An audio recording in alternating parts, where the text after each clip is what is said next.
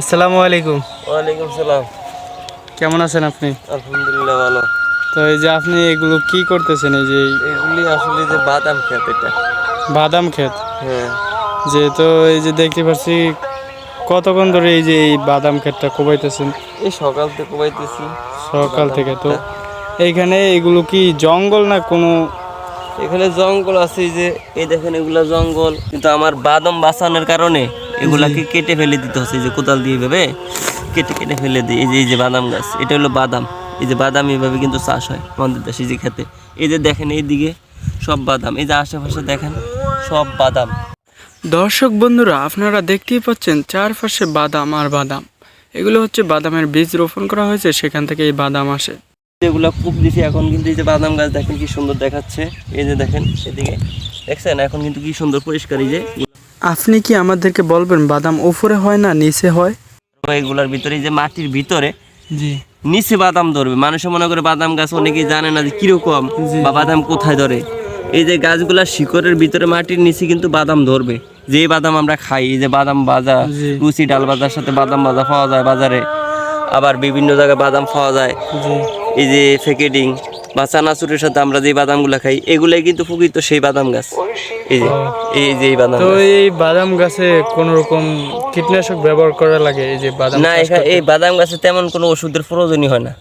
শুধু এই ভালো দেখে পুষ্ট বাদাম দেখে বীজ বপন করে তারপরে এগুলাকে রোপণ করতে হয়। রোপণ শেষে তারপরে মনে করেন যে এই 20 থেকে 25 দিনের ভিতরে এগুলা গাছ উঠে যায় মাটির ভিতর থেকে।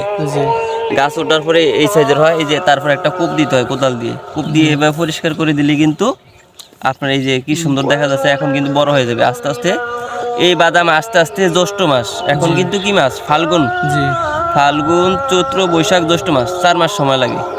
জ্যৈষ্ঠ মাসে যখন বৃষ্টি হবে তখন এগুলো টেনে টেনে এভাবে উঠাইলে শিকড়ের ভিতরে অনেকগুলো বাদাম পাওয়া যাবে।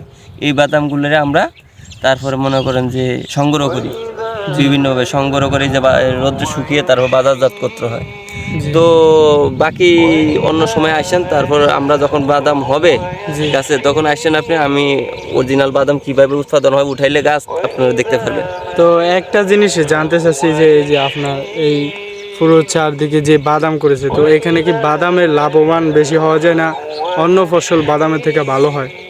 এখানে বাদামও লাভবান হয়, বা আমাদের দেশে এখন কোনো অন্য কোনো চাষবাস হয় না, এটা দুলুট বলে।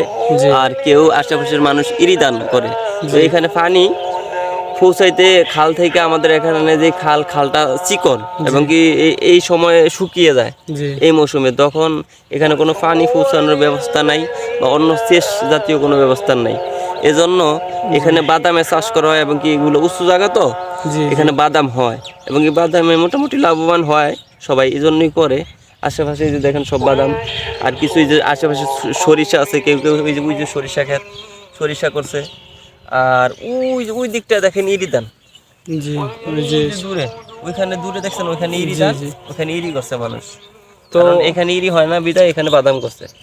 অলরেডি আমার চ্যানেলে একটা ইরিদানের কীভাবে ইরিদান হয় সেরকম একটা ভিডিও দিয়েছি আমাদের এই অঞ্চলেরই। তো ভিউয়ার্সরা যদি ইরিদান কিভাবে হয় সেই ভিডিওটি দেখতে চান, তাহলে আমি এই ভিডিওর ডেসক্রিপশনে সেই ভিডিওর লিংক দিয়ে দেব, অবশ্যই আপনারা সেখান থেকে দেখে আসতে পারেন। আচ্ছা ঠিক আছে দর্শক, ওনার চ্যানেলে আপনারা দেখবেন, ওনার চ্যানেলটাকে সাবস্ক্রাইব করবেন আমার পক্ষ থেকে রিকোয়েস্ট। তো এই ধরনের উনি গ্রামে গ্রামে হেঁটে বিভিন্ন ধরনের ভিডিও করে, তো উনি একটা পেশা হিসাবে বেছে নিয়েছেন। ওনাকে আপনারা হেল্প করবেন, সহযোগিতা করবেন। আমি একজন চাষি হিসাবে বলতেছি, ওনাকে আপনারা যদি উৎসাহ দেন তাহলে উনি আরও উৎসাহ পাবে এই ধরনের ভিডিও করার জন্য। তো আপনারা কমেন্টে জানাবেন ওনার ভিডিওটা করা কেমন হয়েছে, এবং কি আমি যে কথাগুলো বললাম আপনাদের কাছে কি পছন্দনীয় হয়েছে কিনা, একমত কিনা আমার সাথে, যে ওনাকে আপনারা সাপোর্ট করবেন। তাহলে ওনার ভিডিওতে একটা লাইক দিবেন এবং কমেন্টে ভালো মন্দ জানাবেন কিভাবে করলে কিভাবে ভালো হতো। আর ঠিক আছে, এই পর্যন্ত, ধন্যবাদ। তো ভিউয়ার্স, আজকের ভিডিওটি এই পর্যন্তই, যা বলার উনি তো বলে দিয়েছেন। তো সবাইকে বিদায় জানিয়ে ভিডিওটি শেষ করছি। সবাই ভালো থাকবেন, সুস্থ থাকবেন, খোদা হাফেজ।